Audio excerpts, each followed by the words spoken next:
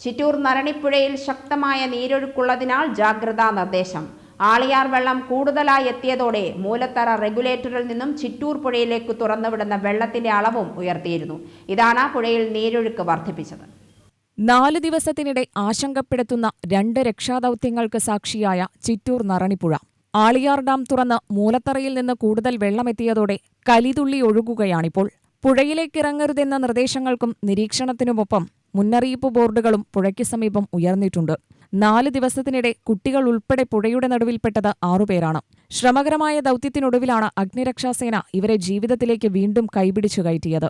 ചിറ്റൂർ നറണി ആലാംകടവ് കോസ്വേയോട് ചേർന്ന് സുരക്ഷാ കരുതലും നിരീക്ഷണവുമുണ്ടെങ്കിലും യാതൊരു അത്യാഹിതത്തിനും ഇടവരുത്തരുത് എന്ന മുൻകരുതൽ ഓരോരുത്തരും എടുക്കേണ്ടതുണ്ട്.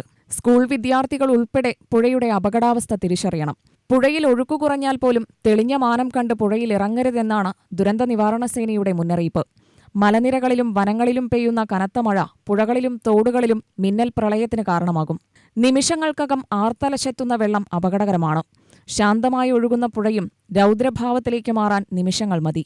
പുഴയ്ക്കു നടുവിൽ വലിയ പാറകളും കല്ലുകളുമുണ്ടല്ലോ എന്ന വിശ്വാസത്തിലും പുഴയിലിറങ്ങരുത്. പാറകൾക്കു ചുറ്റും വെള്ളം കുത്തിയൊലിച്ചെത്തും. ഒഴുക്കിന്റെ ശക്തിയിൽ അധിക സമയം പാറകൾക്കു മുകളിൽ പിടിച്ചു നിൽക്കാനാകില്ല. പുഴകളുടെ മുകൾ ഭാഗത്ത് കാണുന്ന ഒഴുക്കാകില്ല അടിയിൽ. അടിയൊഴുക്ക് വലിയ അപകടം ക്ഷണിച്ചു വരുത്തും.